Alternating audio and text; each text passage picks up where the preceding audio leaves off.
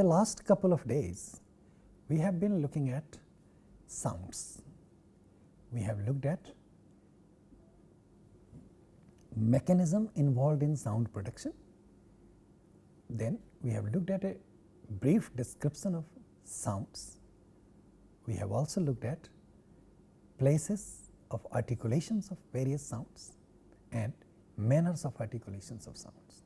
At the same time, we have looked at their organization, their identifying features in binary terms.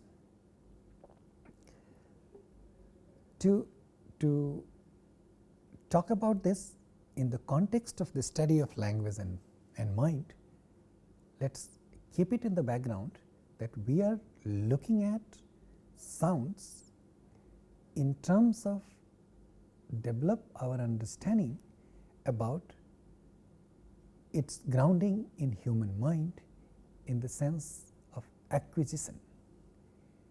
When at the very earliest stage children learn language, I have mentioned it to you that everything that is spoken to a child sounds like noise, and from that fuzzy input they start figuring out sounds, and approximation at the same time conditioning of vocal cord begins on the basis of input. They are all very complex.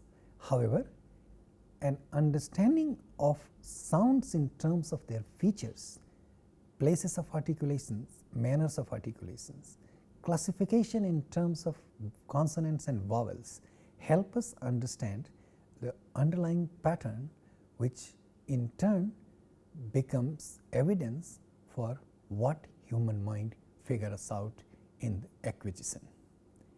Okay. We have seen that sounds are the fundamentals to language. They are building blocks. They get together and combine together to make a word. We will have a discussion on words little later. However, and we need to know that words combine together to make sentences. This combining process, this process involved in combination of sounds to form a word, and the process or the rules involved in combining words into sentences is called mental computation, is an output of mental computation. So, we are going to be looking at sounds to wind it up in terms of our understanding of how it works. This is the vocal apparatus. This tells us about the places of various places of articulations located in the oral cavity. It indicates the places of articulations in particular that we have discussed so far, and it helps us understand the precise location of those places of articulations in our oral cavity in the vocal apparatus for us to understand about sound pattern. We have seen the places of articulations and manners of articulations of sounds. According to the, if we look at this chart, we have looked at two types of sounds. We have looked at vowels and consonants. We know what vowels mean, how vowels are produced, and how consonants are produced. To repeat that again, through exhaling air, through the flow of exhaling air with very little modifications in the vocal tract, we get sounds, vowels, and with more modifications or various types of modifications at various places in oral tract, we get consonants. So, some of the types of consonants, some of the places of articulations involved in the production of consonants are, we have velar consonants, we have palatal consonants, we have retroflex sounds, we have dental consonants and labial consonants. We have seen these things.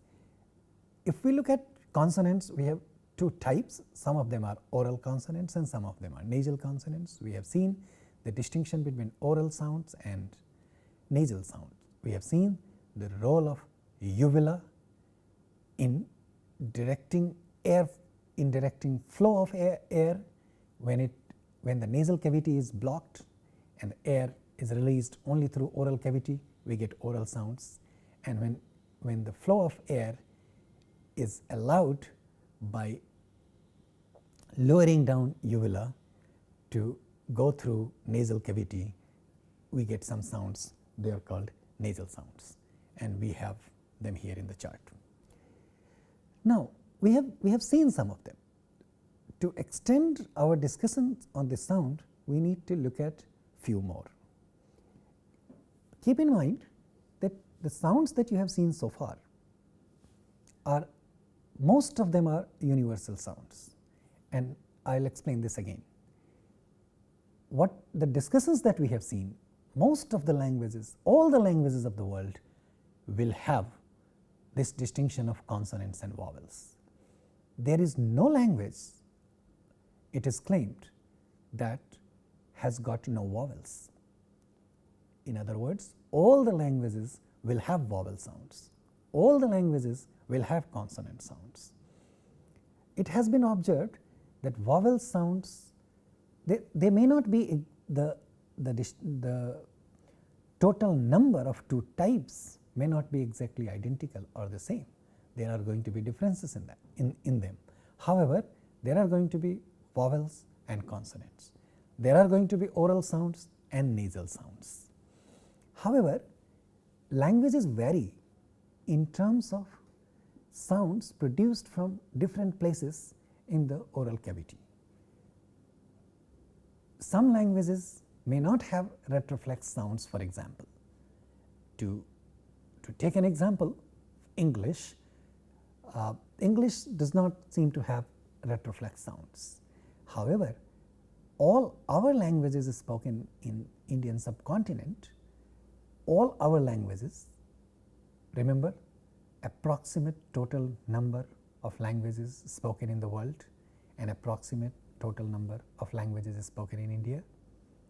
The total number of languages spoken in India is roughly around 1,600 plus and minus. It is claimed that all the languages will have retroflex sounds. However, English does not have retroflex sounds. Now, it is a different discussion altogether that English spoken in India, that is English of India, has got retroflex sounds. It requires a different discussion. We will have a discussion on that way later when we have talked about what we are discussing at the level of sounds, words and sentences. But at this point, I simply want to mention and then move ahead that English of India, English spoken in Indian subcontinent, has got retroflex sounds, and this is also called a first language influence on other languages. All right. So, then how do we understand this? We have velar sounds, palatal sounds, retroflex sounds, dental sounds, labial sounds. There are more places of articulations involved. There are more places of articulation involved in production of sounds. Some languages may need sounds that are not there in other languages, and this is where it is important for us to understand that not all possible sounds in human language is going to be available for all the languages, and this is the beginning point where we need to understand the origin of differences in languages. At the same time, all these places of articulations that you see are not available in all the languages as well. So, and then we have looked at manners of articulations and the features. If we put two types of features like aspiration and voicing together, we are going to find a unique categorization of sounds that we have seen in the previous chart. So, a positive and negative marking with aspiration and voicing puts them in 4 different categories, and then they become distinctive. They become and they mark distinction between different sounds. Then here is an interesting point, and that we need to understand. I have put only 3. There are more that we need to understand, but I will give you examples from at least these 3. Let us just start with glottal sounds. We do not have glottal sounds in many of our languages. However, some of the glottal sounds we may find which are borrowed from other languages, but a careful observation of such glottal sounds in modern variety of those languages like Hindi may not be really glottal. However, lot of languages like Arabic, Persian will have glottal sounds. The 2 that you see here, for example, alveolar and retroflex, and bilabial and labiodental, this is something that we need to understand carefully. We have retroflex sounds like ta, ta, da and dha. We do have retroflex nasal as well. Now, we have words like I'll give you a couple of Hindi examples like tomato, thug. Tomato is tomato, thug is a cheat. Danka or daka.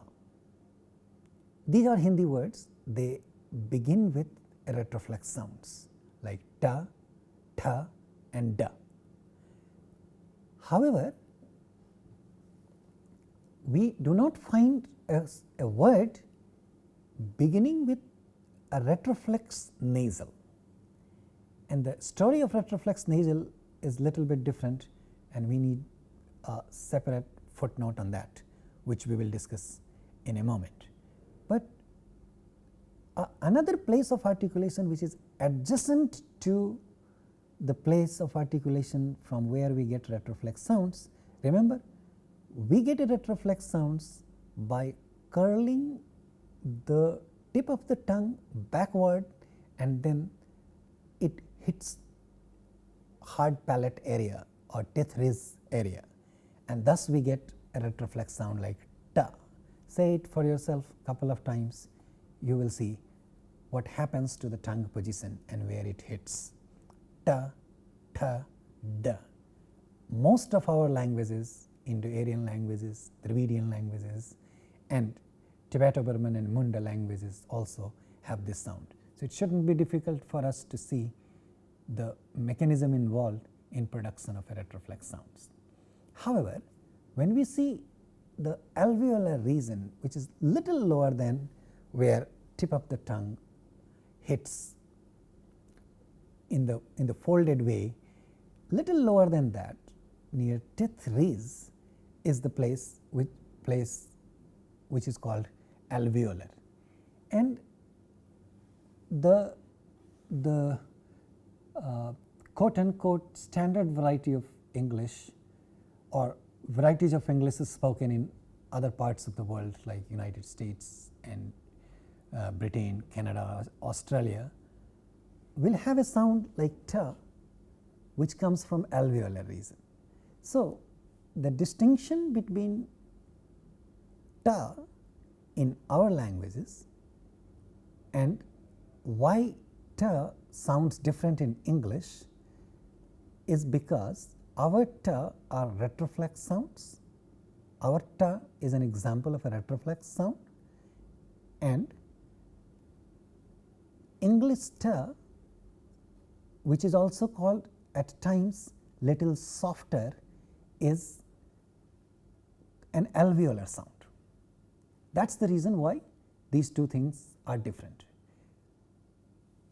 Most of us speak English in a way where we use retroflex sounds. For example, I am clear that when I am saying this word retroflex, I am using ta as a retroflex ta. Therefore, I sound, when I say retroflex, I may sound different from how it will be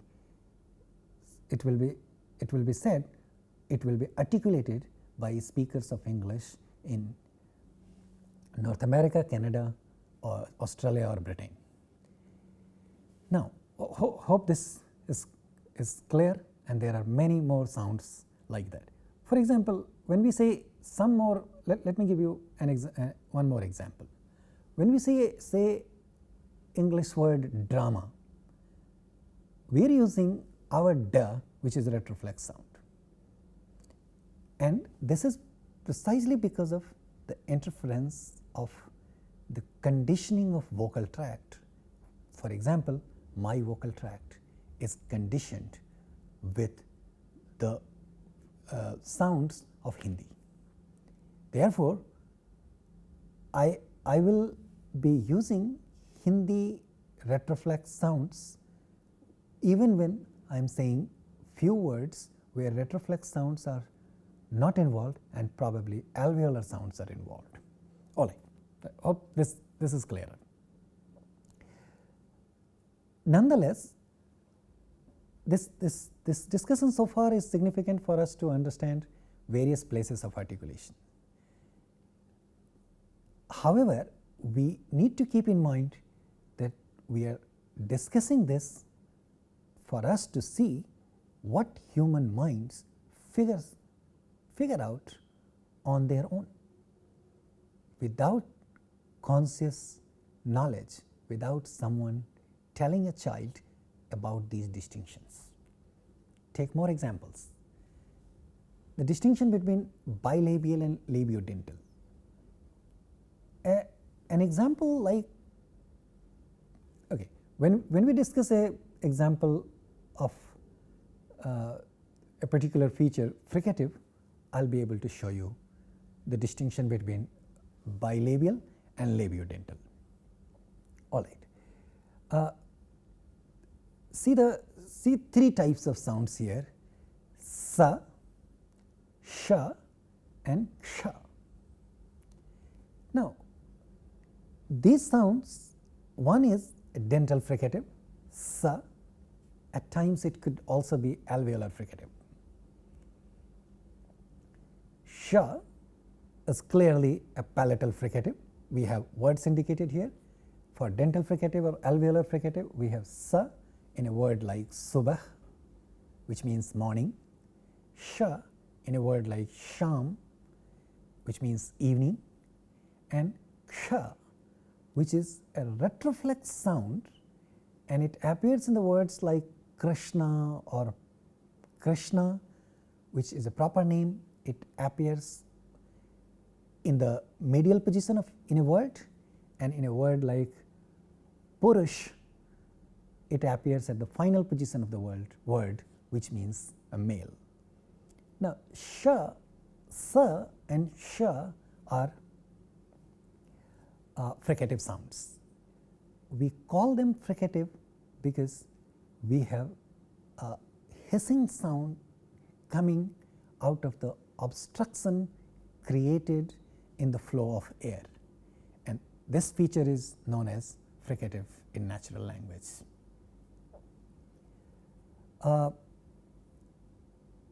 The next set of sounds that you see, fa and pa. Fa in a word like fool of English is a labiodental sound. What is involved in the production of this sound is if you try saying that, fa is lip and teeth. Therefore, it is called labiodental, and it is not bilabial because both the lips do not come closer to produce this thing. this sound like fool. However, in a sound like pa, which is part of our language, mainly our languages, as it comes in words like pool or phal. Pool means flower and phal means fruit. The initial sounds are bilabial.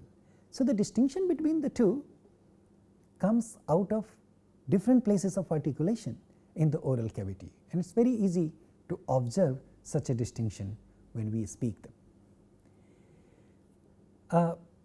One more sound that I need to discuss today is z. It's also a fricative sound, and it's also alveolar fricative, but the distinction between z and s, both being fricative, is z is a voiced fricative, whereas s is a voiceless fricative. You have seen the distinction between voicing. You know what voicing means. It refers to the vibration in the vocal cord. We have vibration in the vocal cord when we say z, and almost no vibration when we say s. A footnote that is needed here is for you to see whether this is true or not. S and sh, lot of languages do not make distinction between these two, in the sense that in some languages we have only s, and in some languages we have only sh. Therefore, speakers of certain languages may not be using sh when it is required, because they have only s. At the same time, the other way around examples are also found and true. F as a labiodental sound and z as a voiceless alveolar, z as a voiced alveolar fricative are borrowed sounds in our languages. However, they are available in our languages. Now, the interchange between sh and s is one aspect, whereas sounds like sh, which is a retroflex, is almost disappearing in some varieties of languages, and they are merging in favor of palatal fricative sh. It is being neutralized. And the story is also true where I said something about retroflex nasal. No word begins with a retroflex nasal. Retroflex nasal does not appear in the beginning of a word. With that kind of a restriction on the formation of word, we also see that the retroflex sounds are merging in favor of, are being neutralized in favor of dental nasal, which simply means we are losing retroflex sounds in some varieties of languages, and instead of retroflex nasal, people are using bilabial, people are using dental nasal. Thank you.